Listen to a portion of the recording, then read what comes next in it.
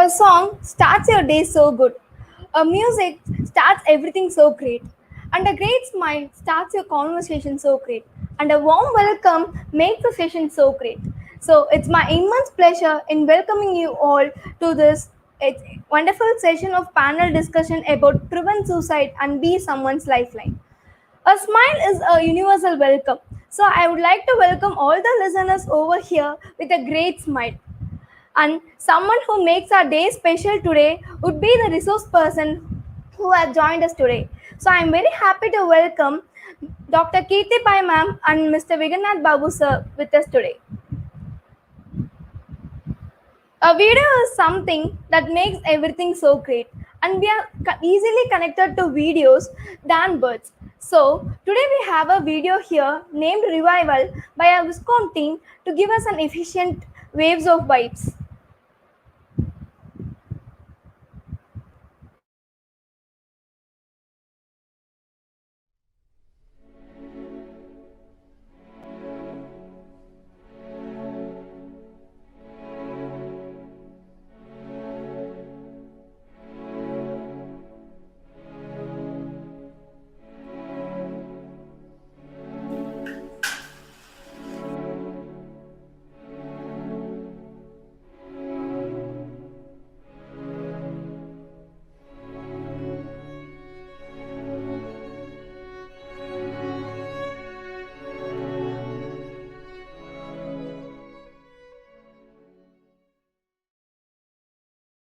என்னடா அமைதியாவே இருக்கிற?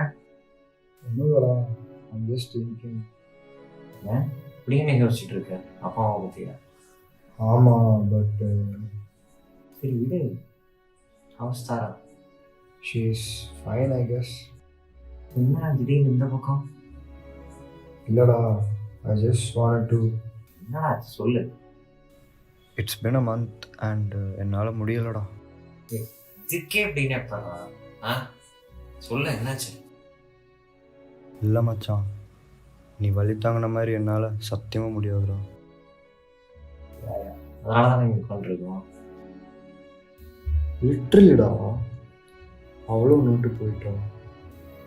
அப்பா அம்மா வேற பிரிகிற நிலைமையில இருக்காங்க. என் கூடயும் வேற நீ பேசல.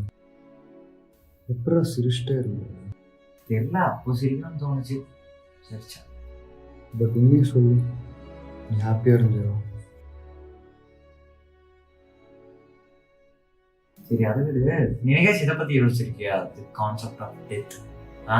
அடுத்த நிமிஷம் என்ன நடக்குதுன்னே தெரியாம அது நிச்சயமே இல்லாத வாழ்க்கையில் அது. சம்டைம்ஸ் யோசிப்பேன், ஆனால் அதையும் தாண்டி என்னால் முடியலடா. பேக்ல என்ன இருக்குன்னு தெரியுமா? தெரியும். சரி, இவ்வளோ நாள் என்கிட்ட பேசியிருக்குல்ல, எனக்கு எப்போவாச்சும் உன் ஃபீலிங்ஸை முன் வைக்காம என் ஃபீலிங்ஸை கன்சிடர் பண்ணியிருக்கியா? எனக்கு தெரிஞ்ச வர இட்ஸ் செல்ஃபிஷ் ஒர்க். யாருமே மற்றவங்க ஃபீலிங்ஸை புரிஞ்சுக்க ரெடியாக இல்லை. Everyone wants to went, but nobody is ready to listen. எல்லாரும் இதைத்தானே சொல்றாங்க. இப்போ நீ உன் பிரச்சனையை 1000 பேர்த்துக்கு சொல்லணும்னு நினைப்ப, ஆனால் நீ யாராவது ஒருத்தர் பிரச்சனையை கேட்டிருக்கியா? அது கேட்குற நிலைமையில நான் இருக்கணும்ல. ஹோப்பே இல்லாத பையனா நான் எப்படி ஹோப் கொடுக்கறது? ஹோப்பே இல்லாத ஒரு மனுஷனா இருந்தேன்னு வையேன், உன் வாழ்க்கையில் என்னைக்கு கஷ்டம் வந்துச்சோ அன்னைக்கே நீ செத்துருப்ப. ஹோப் கீப்ஸ் யூ ஃபைட்டிங் தான். எனக்குன்னு இருந்தாங்க யாருமே இப்போ என் கூட இல்லை. I feel like the whole world is against me. சரி, அந்த பேக்கில் என்ன இருக்கு அதான் சொல்லு. சொல்கிறேன். அதுக்கு முன்னாடி நான் கோட் படித்தேன். Suicide is the last act of love. Love in the sense உனக்கு உன் மேலே இருக்கிற லவ். மற்றவனை லவ் பண்ணாதனால தான் உனக்கு எல்லாம் தோணுது இப்படிலாம் சொல்கிற. நீனும் உன்னை லவ் பண்ணவே ஆரம்பிக்கலடா. ஸோ இப்படி அடையாமல் B a fighter and love your self. இவ்வளோ சொல்கிறேன், நீ ஏன்டா இப்படி பண்ண?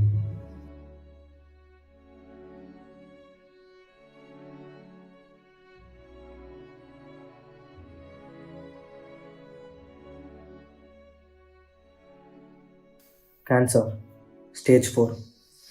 இன்னும் 2-3 மாதம் தான் இருந்துச்சு அவனுக்கு. he was exhausted. அதனால தான் அவன் லைஃப்பை அவனே எடுத்துக்கிட்டான்.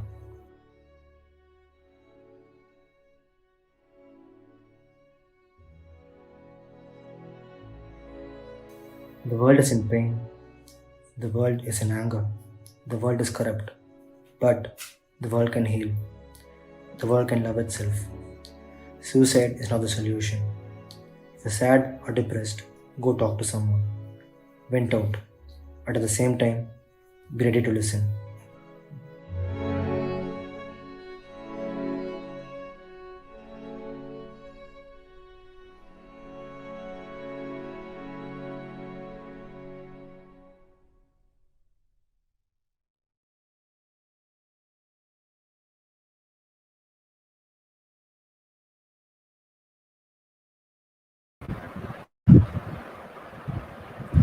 Wow, really, my heart beats, and I am really speechless about the video.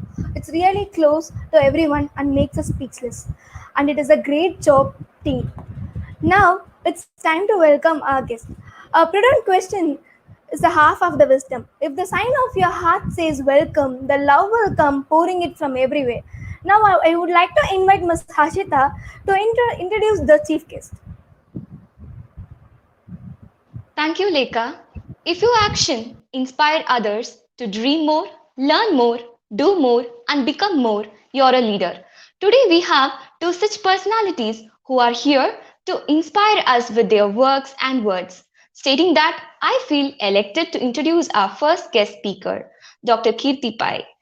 She is a consultant psychologist in Apollo Hospital and partner in Element Health Psychological Support Services.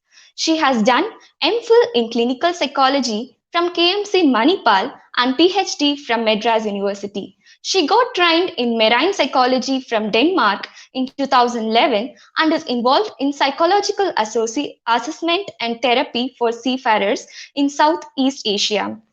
She's trained in grief therapy by David Kessler, USA.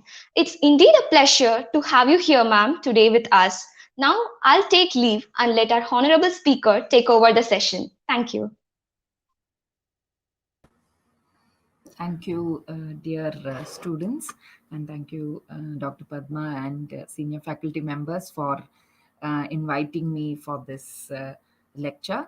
It's indeed a pleasure and honor to be here talking about mental health and suicide. So, at the onset, thank you very much for taking this opportunity to spread, educate people about mental health and also about self harm, because that's something which we are seeing a lot, especially during the pandemic with the stress going exponentially high. So, more and more people getting locked up inside the houses is creating more and more avenues for people getting into mental health issues and thinking of self harm. So, this is indeed a very important aspect which I think shouldn't end here. I think it's a process which we are starting, and it should continue spreading awareness and making, as the video, as the film depicted, we should spread the love and we should spread the hope. So, with that, I would request Dr. Padma to help me with the screen sharing. I think that's something our generation is handicapped. My generation is handicapped about technology.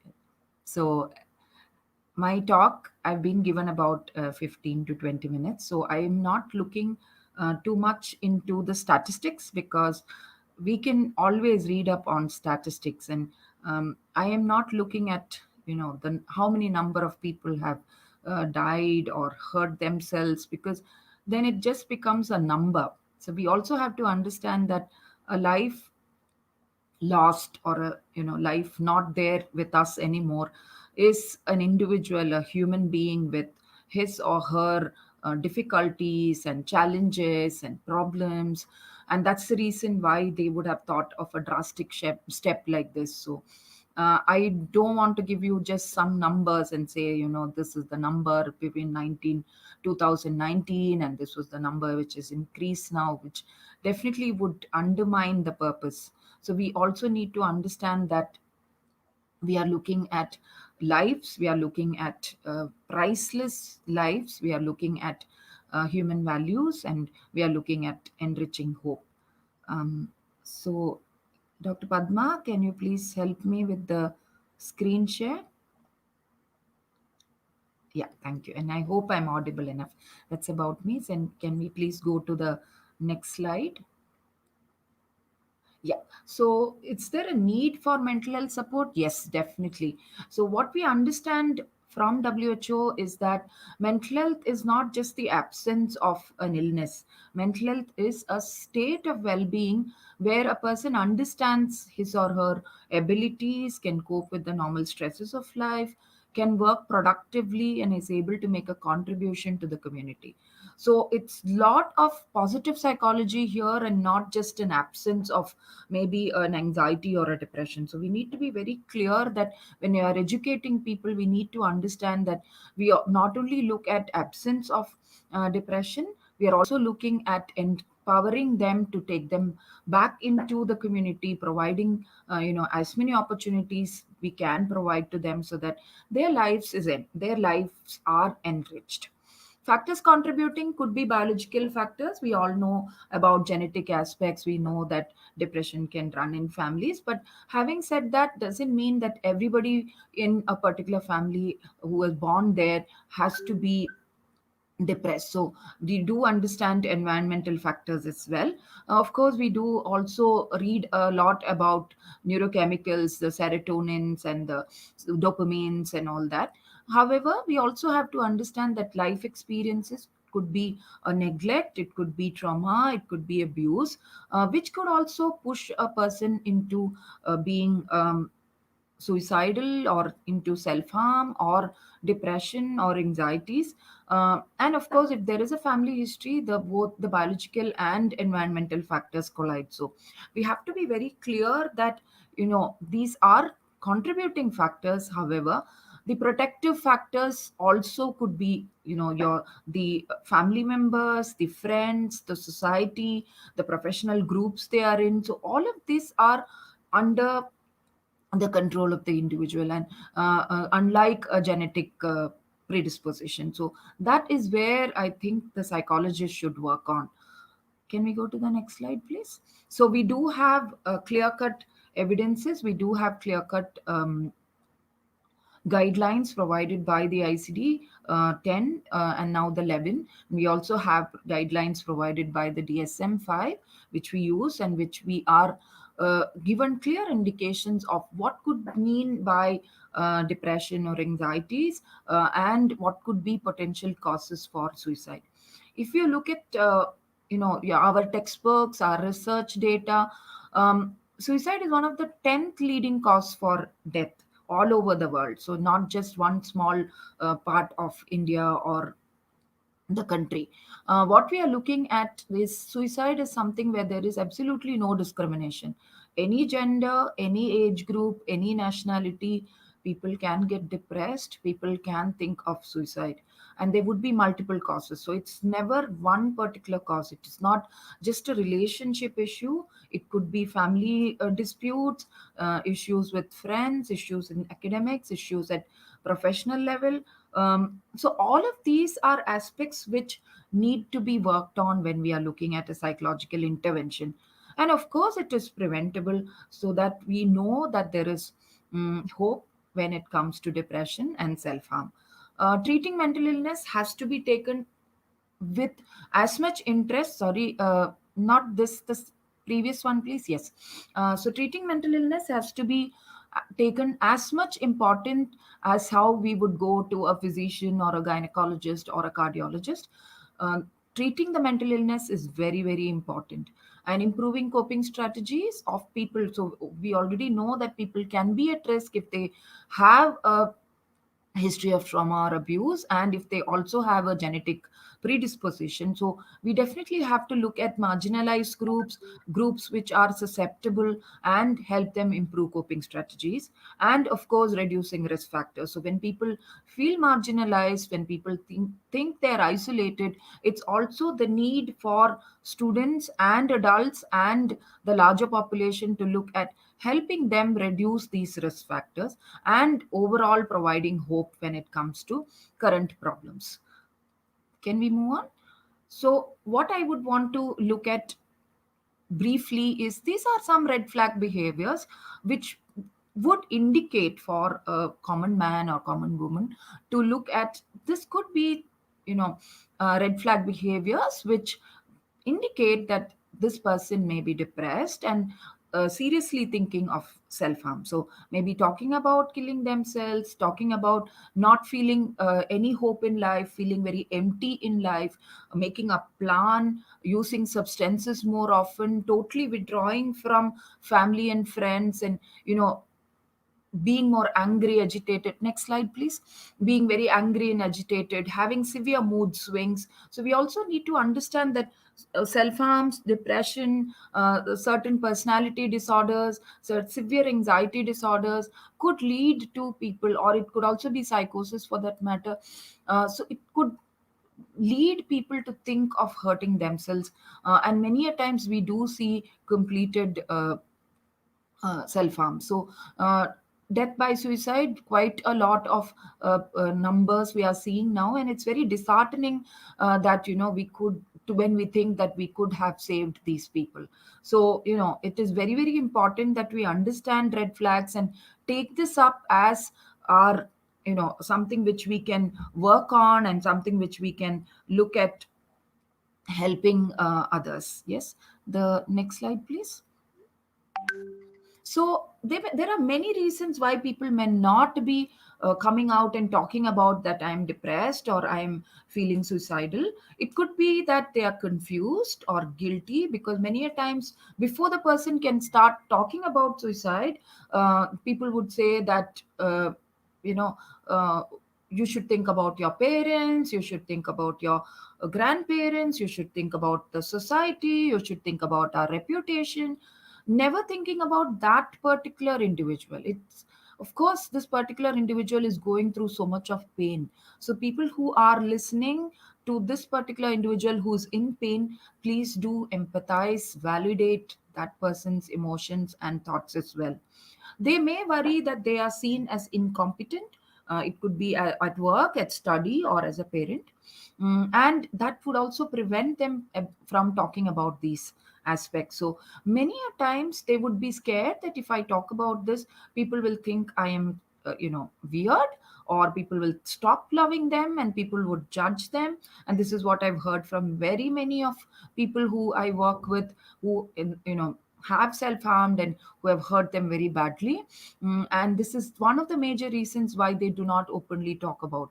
And I strongly believe that we should have a society where we are open to people who talk about any of these aspects, and that's the first spot of, you know, contact. That's the first stage where we are supporting them, indicating to them that we are here to provide the support and validation to you. Next slide, please. So what not to say? So we definitely can't be saying snap out of it, cheer up, you know, eat this food, just go for a spa, or, you know, take a break, don't think of your problems, you know, think of this particular person who had more problems. Or there are people who've told me that, you know, they've got tight slaps and said, you know, better not think about this, which is so disheartening, because it is not that. It is not that this person is just thinking about it and imagining that he or she is depressed.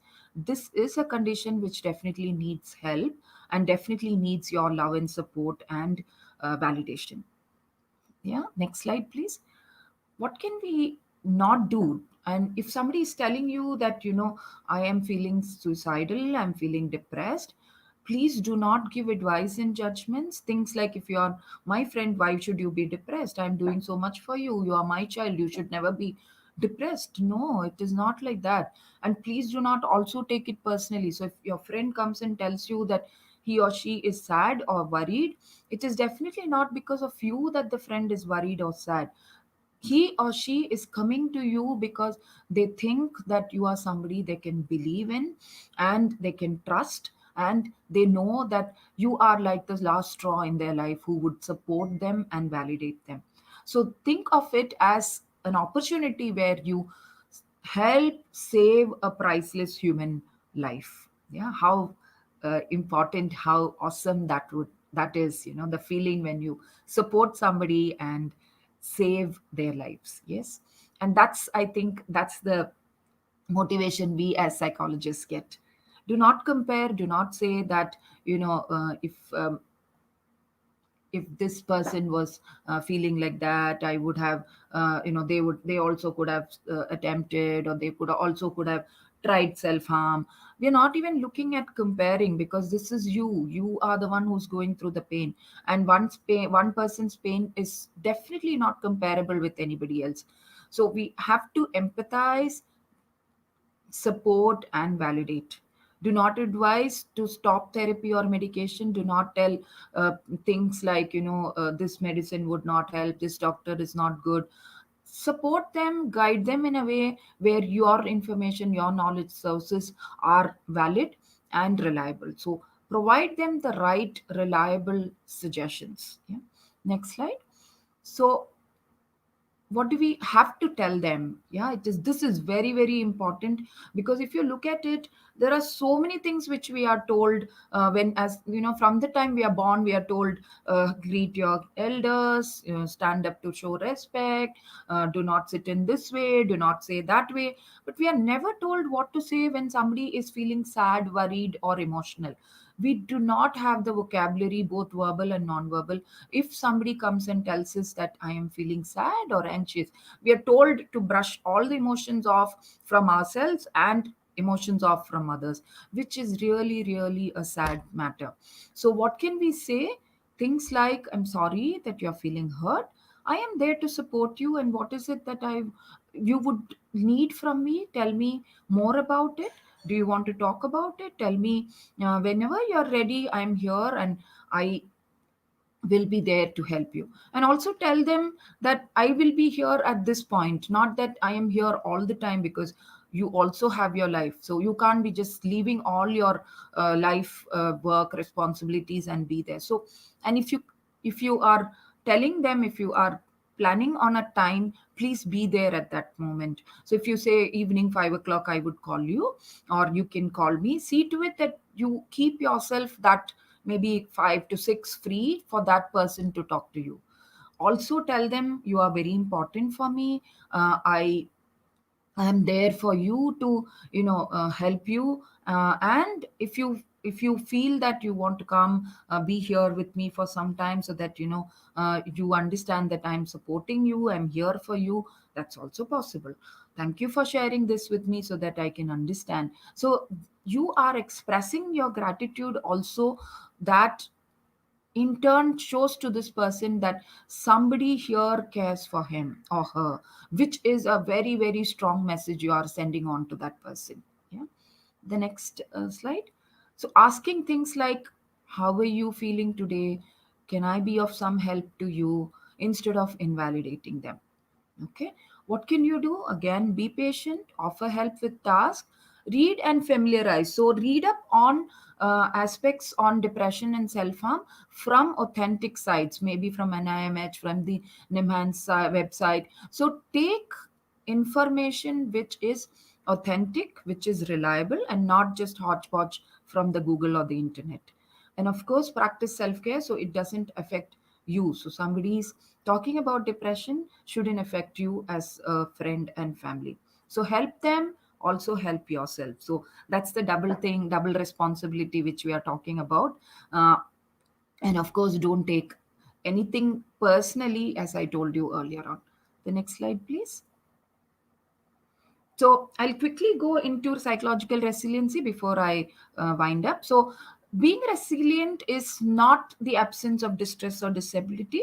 It is the ability to adapt when there is a trauma, difficulty, or tragedy. So if you look at it, COVID is a huge tragedy, huge pandemic. We have so much of aspects to grieve about. We have lost people who are very close to us. We have lost many people who have said that they've lost their jobs, they've lost their livelihood, they may have lost the place they live in. So it's very difficult phase for people throughout the world. But what we also have to understand is that human beings are used to facing trauma and tragedies. That it is not to discount the tragedy. What we are looking at is we do have the psychological resilience, and that is what we are trying to educate people, spread awareness, tell people that We are here as mental health professionals, you are here as students, and we are here as professionals to support, to take this awareness ahead and help people move ahead in life, be it pandemic, be it adversity, be it any tragedy. Collectively we are together to bounce back. Dr. Padma, can I request you to go to the last slide, please? Quickly move ahead and go to the last slide. This is the previous slide. If you could quickly go forward and go to the last slide. There's something called bounce back. I hope I am. No, not previous slides coming down. Yeah. So I made so many informations, but I think due to lack of time, uh, okay. This is something drawn and given to me by a person who was actively self-harming. She's coming for therapy and she's completed therapy. She's doing Viscom in a different part of the country now, and she said, "This is how I feel now, flying and happy." And also the next slide before we go to bounce back. Just keep swimming. This was another one which was given to me by one of the people whom I work with who actively had self harm.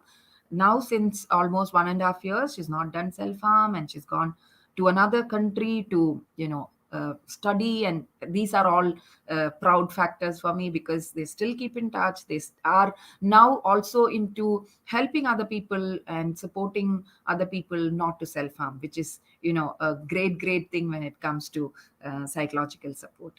Just the last slide, one more, bounce back. So I would want this as a takeaway from all of you.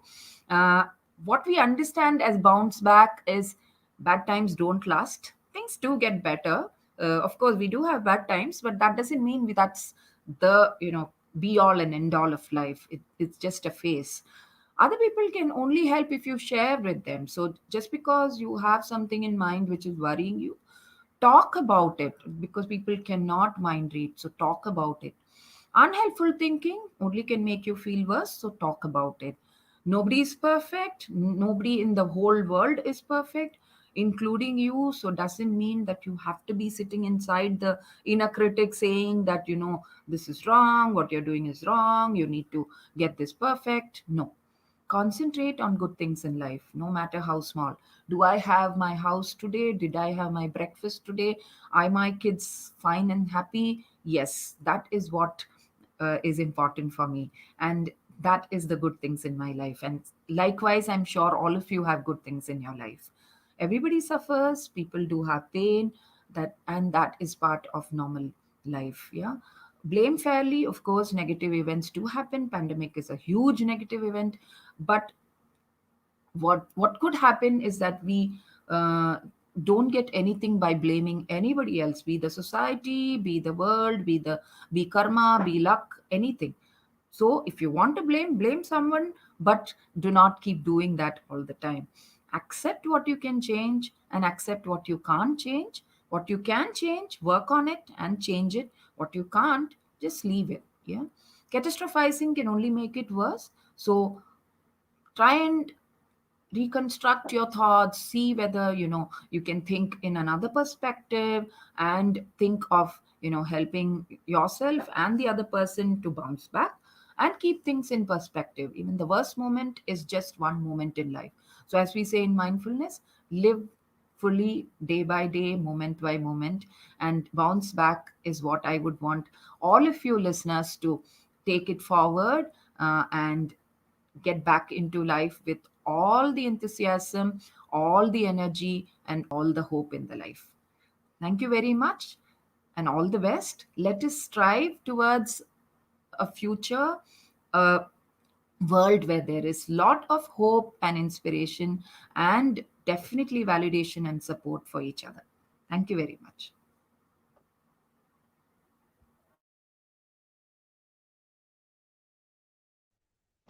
Thank you, ma'am, for such an insightful session. And thank you for giving us aware of all the aspect that we have to look at when we are giving support. So now I'm delighted to introduce our next guest speaker, Mr. Vikram Babu, who is an assistant professor and PG department coordinator in Christu Jayanti University. University, Bangalore, and also a junior research fellow in NIMHANS. He has done his MPhil Clinical Psychology in LGB Regional Institute of Mental Health and completed postgraduate diploma in clinical hypnotherapy. He is also an international affiliate member of American Psychological Association. Happy to have you here, sir, and glad to hand over the session to you. Thank you so much, Harshita. It is indeed my pleasure to be here today and deliver this small talk on what is the role of society and how, as a society, we can prevent suicide. So, I if they can, yeah, thank you so much. Yeah, so we are here. So this is what I want to talk about. Before we get into the presentation, I would want to thank the coordinators of the program for hosting such a beautiful theme on the suicide prevention day. So without any delay, let me get into it. We, as was told before, we have very short time to complete. So yeah, so, talking about suicidal behaviors, we in fact have identified various causes and reasons why a person can experience a suicidal behavior. So, various researchers and theories have constantly been proving that these things are not only shaped by the psychological perceptibility of a particular person, but even by the social, economic, and physical environment in which they live. So, focusing only on the individual at a level would help us to prevent it, and another level in which we would have to work on is taking the consideration of the society. So these factors, or these the things that generally determine or lead to suicidal behaviors, can be called as social determinants of health and well-being. So by understanding how these social determinants can impact suicide, can become very important for us to inform the development of or improvement to the policies and the practices that are currently there around the world. Even WHO has given a lot of importance for prevention of suicide, and apart from the mental health related issues, they have also been focusing on various other factors. Let's say the socioeconomic status, the financial abilities, the economic backgrounds, and also they have been talking about the family, social support, so many other factors that can be generally put into the holistic term called as social determinants. So even though I was also not very fond of taking statistics and putting it here, but I had to give an Indian perspective of the causes of suicide, because many a times the perspective that prevails outside is that illness or mental health related issues become the leading cause of suicides. But unfortunately, the statistics from the Indian government doesn't not does it says the opposite. So it says that there are many other things apart from mental health issues that generally leads to suicide. So one of the major factors that has been considered is family problems. So handling family problems or taking into care the family and the social support systems that are generally available can prevent suicide for a major extent. So the next major thing that they have spoken about is illness. Illness not only talks about the mental health related issues, but also it talks about various factors, like various other illnesses. Like there was a beautiful video that was screened before the talk had started. So the video very beautifully narrated the aspects of how a physical illness had driven the person to commit suicide. So these are certain factors that are being generally considered. The next major issue that has been identified is marriage related issues. So various marriage related issues such as divorce and other things can be also suicide causes for suicide. Bankruptcy and indebtedness, so as I told you, economic factors, failure in examination. I think as students you would have heard a lot of stories, or in like when a person who had competed at a very high level and tried to go to some of the major institutes, not able to handle the pressure and probably failing in one exams or the other, pushing the person to take such a devastating decisions. So that also has been identified to be some social determinants, and also about poverty disputes, so property disputes. These are some factors that has been identified to be some of the leading causes of suicide. So various other factors are also there. I'm not getting into those things. So talking about the impact of family, that's what I wanted to majorly focus on today. So when we are talking about family, so family and other social support systems has always been proven to be a major aspect in prevention of suicide. So across societies, the family attachments has been an influencing factor when it comes to a person engaging into a suicidal ideation. So it becomes very important for us not only to handle at an individual level, but also at a family level, so that the person can understand and make a impact. So the family unit has become one of the single most important factor in understanding suicide, especially in an Indian condition. This has been proven even further, like many researchers, right from the research that I have quoted here, right from 1983, many researchers have shown the need for family and social support to be very important in the in the prevention of suicide. Where whatever the societal context, living alone generally has tend to increase the risk of suicidal tendencies or suicidal ideation that the person goes through. So some of the factors that has been generally been commented on when we are going to talk about family or family related aspects of, one of the most important thing is a parenthood. So being a parent, so especially for mothers, it has a tendency to decrease the risk of suicide. So being in a parenthood phase, that can help a person to avoid thoughts that are pertaining to suicidal ideations. And other major issues that has been identified as related to family discords and connectedness. So any kind of discords within the family has a major impact on the suicide. So both the ways.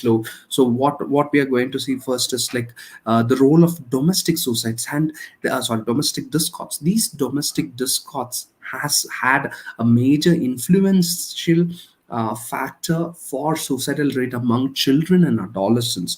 So trying to prevent any kind of domestic discords or addressing those things at a very early stage can help us to prevent suicides among children and adolescents, and even enhancing or improving the perceived parental and family connectedness, engaging with programs that tends to make the person feel connected to the family or be in the group, that can act as a major protective factor against suicidality, especially in the youth days. So trying to bring in the connectedness, that would become a major goal for most of the psychologists to work towards, to enhance the person's capacity and avoid the tendency to commit suicide. And even other studies have also proven the protective factor of family connectedness and cohesion on various suicidal behaviors that the person goes through. So coming to the core factors, because when we talk about society, we are not only talking about the family, it also includes a major part of the society in itself there. So our neighbors, our family, our friends and relatives, all these people become a major part of our social support.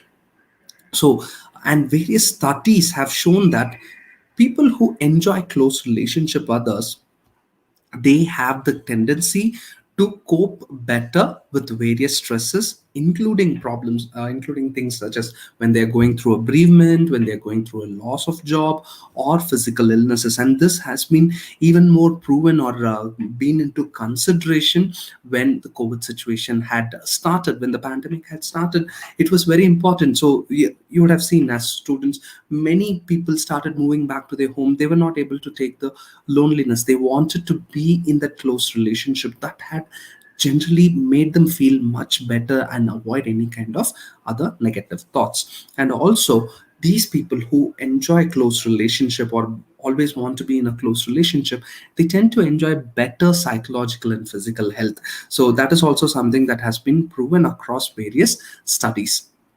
So studies have also documented that social support can attenuate severity of the depression. So when we are going to talk about, because even when we talk, when we are handling individuals with depression and other various forms of mental health disorders, we do give a lot of importance to the family member, to the social support. In fact, we do make an assessment of what kind of social support is available for the individual, how we can help. So that's the major reason that when a social support is not available, or when social supports are very weak, we try to provide certain kind of interventions that can help the individual to enhance the feeling of being in a social support situation. So that becomes very important. And it's a very true fact that these social supports can attenuate severity of depression, and also has helped up in coming back or bouncing back from depression in the at risk group. So it enhances the speed of remission of depression in the at risk group. And also,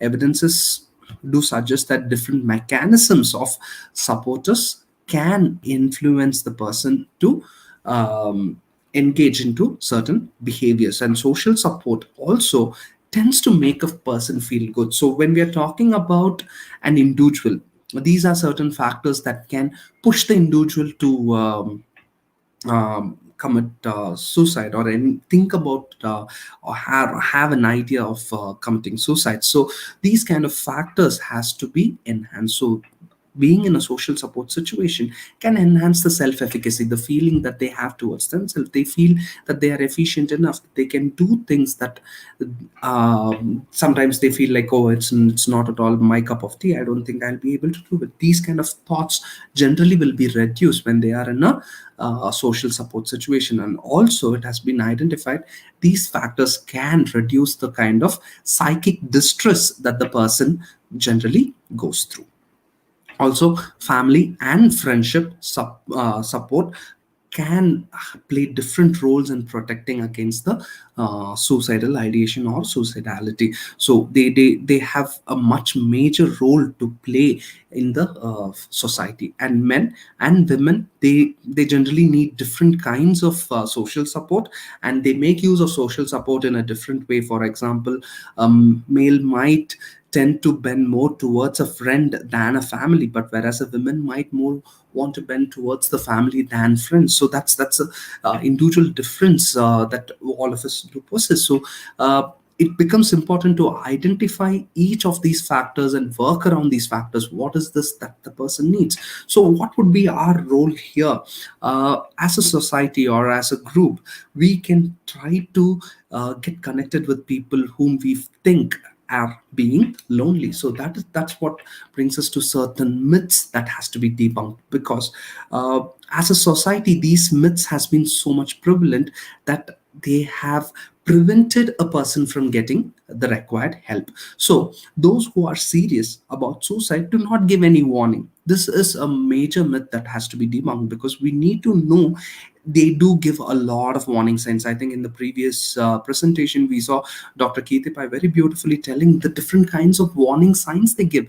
So we need, as a society, we need to be ready to understand these warning signs that are given, and pick up the person who might be at risk for engaging into a suicidal behavior. And also, it is the next myth that prevails in the society is that it is not a good idea to talk about suicide with a person who might be at risk. So this is another major factor, because many of them, once they start talking, once they have been questioned, why is that you're wanting to do such a kind of a behavior, can help them to think about various other resources.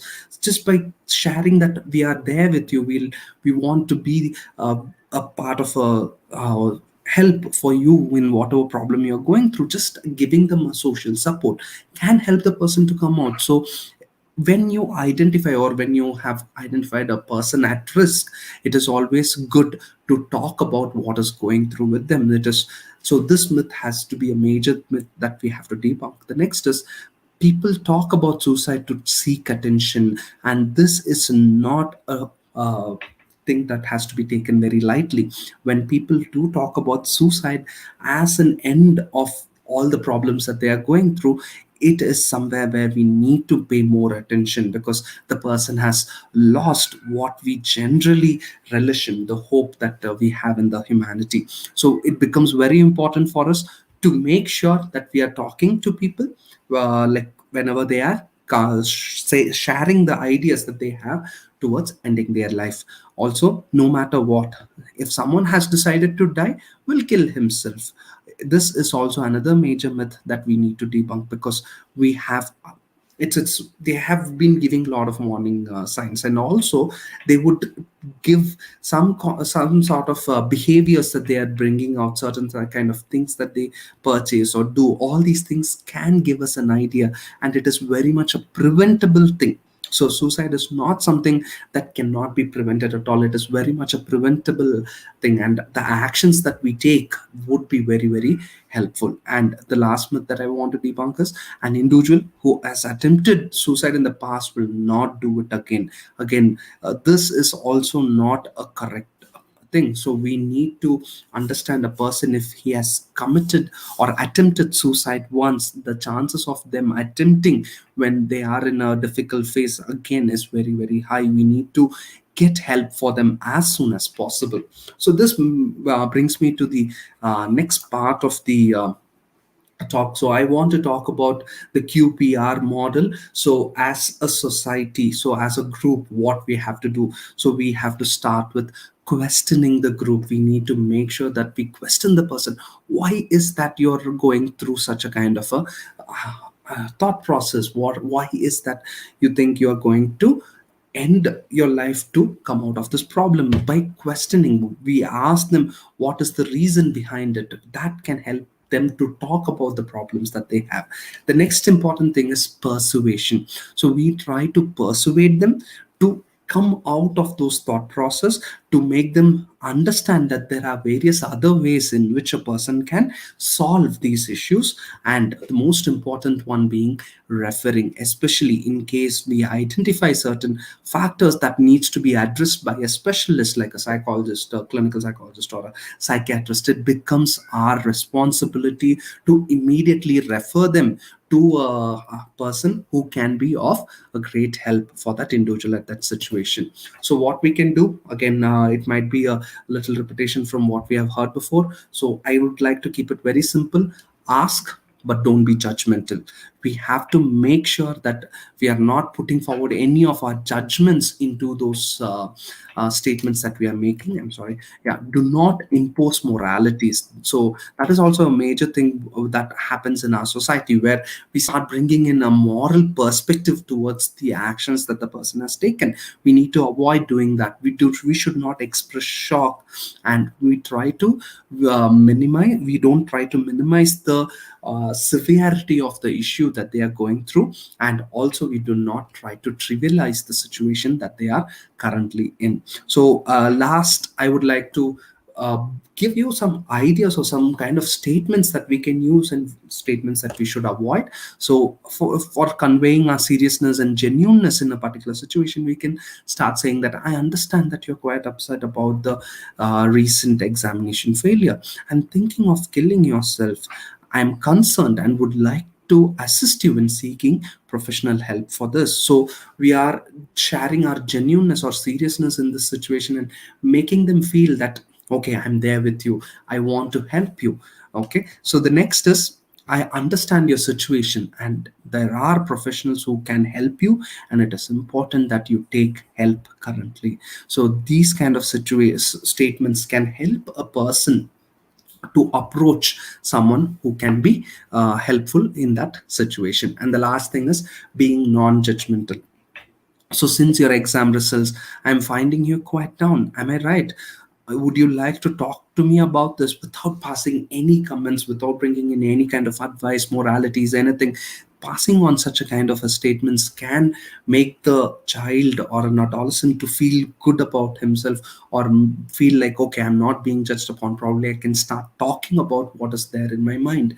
That's what we want. We want the person to start talking. And some of the statements that we need to avoid, like only a psychologically weak individual would resort to suicide. How can you think of committing suicide for such a trivial issue? This is not good that you keep talking about cutting your wrist. I've heard it so many times, and you must stop talking about this nonsense. So these kind of statements are something that we need to avoid, because this is trying to mm, point towards that individual, make the person feel more and more lower at that particular situation. So these are certain statements that we can avoid.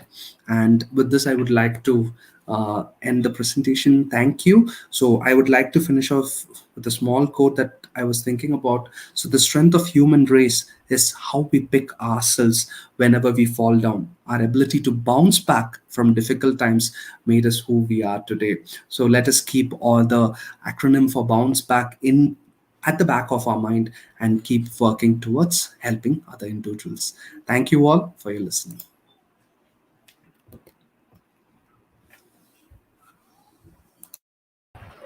Thank you, sir. It was very great listening to you, and we got a clear understanding about what family is about and social support is all about. So it is not only the answer, but it is also the question that enlightens something more. So now the forum is open for your questions. So I request the participants to post your questions in the chat box.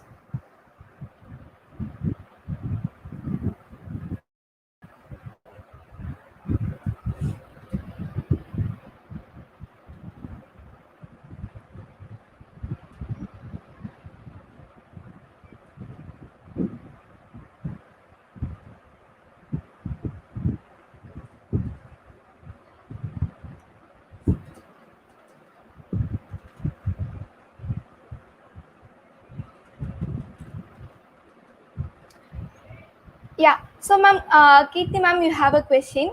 So, ma'am, is that a point that we have to view a person who is having a suicidal thought is also a person who is having mental illness? Thank you for the question, Lekha. Usually, what happens is according to the guidelines, that a person who is talking about self harm, or talking about dying, death, could be going through a major mental illness like depression or mood disorder, or it could be schizophrenia, or we also see people with obsessive compulsive disorder talking about self harm. It could also be a person with a cluster of personality disorder. So we do see a wide range of people. There are also people whom we meet, and in the research data, where people with an adjustment disorder also thinking of self harm. So there would definitely be some underlying aspect, and people wouldn't talk about self harm as a joke. So that's something we need to take to the grassroots levels, that people wouldn't talk about hurting themselves as something as a joke. So definitely, I think we need to take the statements by them with its own importance, and not brush it off. So and not to, of course, stigmatize them, saying "Niana mentala, Niana depressed, lusa." Please do not use these terms. Yeah, ma'am. Thank you, ma'am. Thank you so much. So, sir, there is a question for you. So, what is the major reason that students have a suicidal thought? Either it can be of their personal problems, or it is their academic related things that drive them to have a suicidal thought, sir. Okay, so that's a very good question, because when we talk about students, there are quite a lot of things that can lead to suicidal ideation for a student. So, starting from the points that we had discussed earlier, so one of the major reasons among students are that about the failures in examination.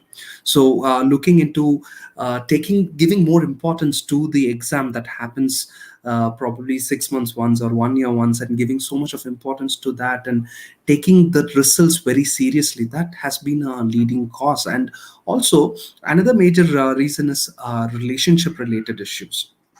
So when I'm going to talk about relationship, I'm not only going to talk about a romantic relationship, but even about relationship that they share with their friends, with family members, with their society members, everyone. So that also has been identified to be a major reason.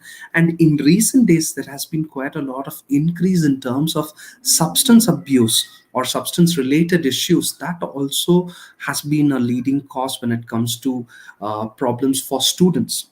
So addressing on all these issues at a student's level would be a current need of the hour.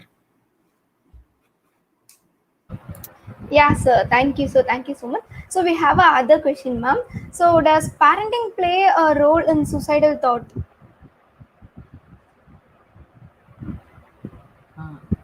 Uh, is it for me the question? Yeah, ma'am. Yeah, okay. Thank you. They've definitely question very strongly, which I talk about. Definitely, parenting has a strong role because if you look at attachment, all of the theories, right from Bowlby, they talk about how the influence of parents are very, very important in developing a secure, uh, you know, attachment to the first figure of connection, that would be the mother. So it's very, very important that right from mother, grandmother, father, grandfather, and all of the family members is very important. So parenting is not just the father and the mother. Because we live in India, we are looking at an extended family support. So it definitely has a strong role. And as parents, I think there has to be a strong message that, please do not invalidate, please do not compare the child. Even if you have like more than one child, please do not compare them or compare the child with other cousins or other friends or other children in the neighborhood, because each child is unique and each child can think in behave in different ways. And by invalidating, by comparing, by putting this particular child, I you just don't get any motivation provided for the child. So parenting as such is a strong aspect, and the child will definitely grow up into a resilient, uh, psychologically fit adult only when the parenting is done properly. So it's a very, very strong message, which thanks for the question, because it's a very, very strong message which we need to send back to the society, starting even from our own, us as parents. So I think for students, please look at that in future. And if you can be parent, or a figure of support, that is a strong message you are going to take in to the society. Thank you. Yeah, ma'am. Thank you so much, ma'am. So there is other question to you. So how do we find a person who, we may have a friend or a family member who are with us but do not exhibit or share more? Then how can we easily identify at the time that they have a suicidal thought or they need support? How can we identify it, sir? Yeah, that's again a very good question, because it becomes difficult for us to identify a person who has generally been a very quiet and shy person in the past, also because uh, this becomes a major sign for us when a person who has been very open, talkative, all of a sudden shifting into that phase can be major warning sign for us. But in this situation that you have put up, so it is very difficult, because we need to look into various other signs. For example, the person, even in recently there has been many studies that has been put up where these kind of individuals has been trying to go into their search histories. So like the various ways that a person can commit suicide, all those kind of search histories are quite useful, because they do not want to share those ideas outside. So there will be certain aspects that they will be doing inside themselves. So they'll be trying to look into those kind of aspects, or even sometimes looking into other signs. So yes, talking, going into a silent phase is one major aspect that we are going to be useful for us to identify. So the other major factor that would become is like looking at the change in mood, because even though a person has been quiet and shy, the mood would have been very he would have been very happy person in the past, but the change in mood is something that we need to look into. The pattern in which they are talking. So the whenever you ask a question or whenever something is being discussed, talking as if it is the end of life. So those kind of statements that they make, these are small things that we have to be very careful and pick it up immediately. Yeah, sir. Yeah, sir. Thank you so much, sir. It was a great one that we can help someone through it.